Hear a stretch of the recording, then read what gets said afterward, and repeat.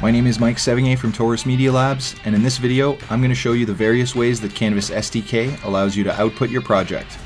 So in the current project that I have open, I've positioned several layers of 3D text throughout the scene, which you should be able to see with your anaglyph glasses over here in the preview composition. And if you rotate around the scene, you can clearly see where the text is positioned in 3D space. Now let's output this project. So on the first tab of the Canvas STK interface, at the bottom, you'll see the section called Update 360 Output. And this is where you'll find the settings to output your project. So I'll just click Update and see what we get.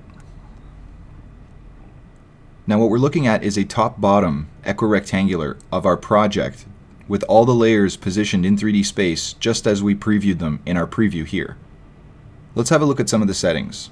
So the first drop-down is Format. And under Format, you can choose whether you want top-bottom, side-to-side, or if you want a monoscopic output of this project.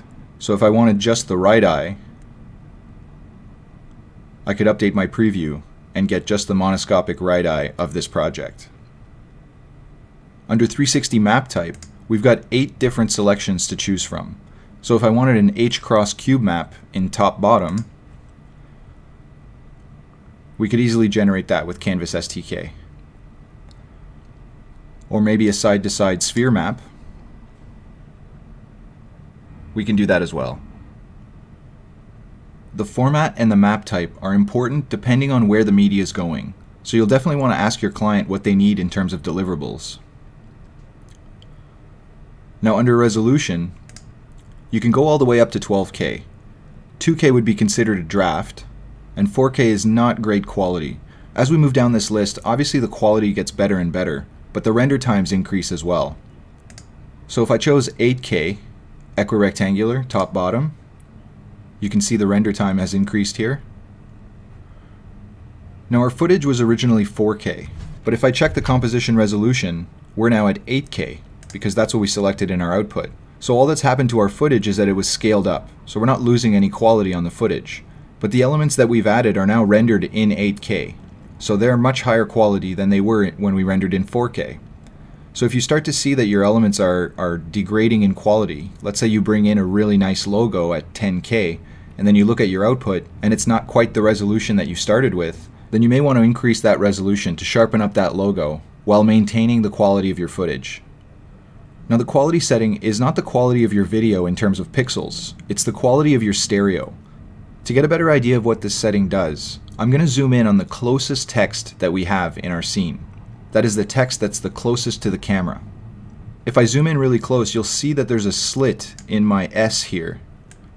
And that's because our stereo has been split into 8 parts. And so what we're seeing is the edge of that instance of stereo. So what I'll do is I'll increase that to 16, and let's generate that output. Notice that the render times have increased again. Now I can see it on my T, and a little bit on this S, but it's gotten much smaller. So I know that if I go into the settings here and go to 32, likely this will go away. By making this a quality of 32, if I was outputting to 8K, this render would be rather heavy. To avoid going to a quality setting as high as 32, you can just make sure that the layers are far enough from the camera so that they don't cause the problem in the output. Let me show you how to do that. I'll first set my quality setting back to 8. And again zoom in on our text to the problem areas. And I'm going to go over to the S3D Settings tab. I'm going to select my text layer in my working composition, so that under the selected 3D layers, I can start to modify it. You can learn more about the selected 3D layer section in our other videos.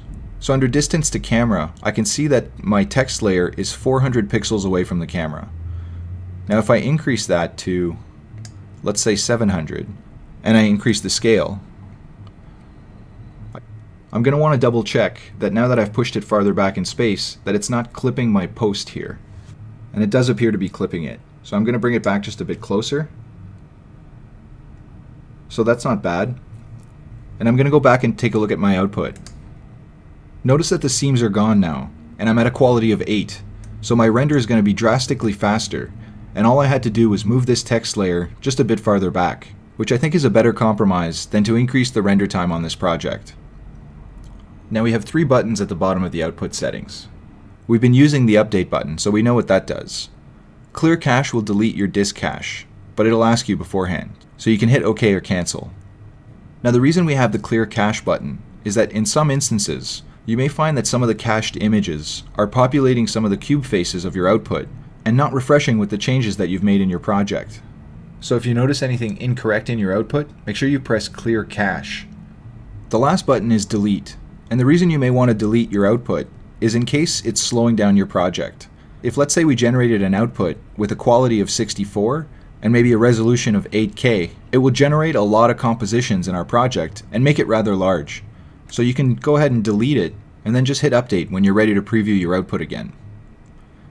And of course, one of the huge benefits of using After Effects 2018 is that you can preview directly into your headset through Steam VR. All you have to do is generate yourself a top-bottom equirectangular, click on the Adobe Immersive Environment icon at the bottom of your output composition window, and select stereoscopic top-bottom. That's one of the huge benefits of Canvas STK. You can preview on a 3D monitor or an anaglyph, as well as in a headset in the same project. And that's it for the output settings on Canvas STK. You can try it for yourself by downloading a trial on aescripts.com, and be sure to follow us on social media to find out about the next cool thing.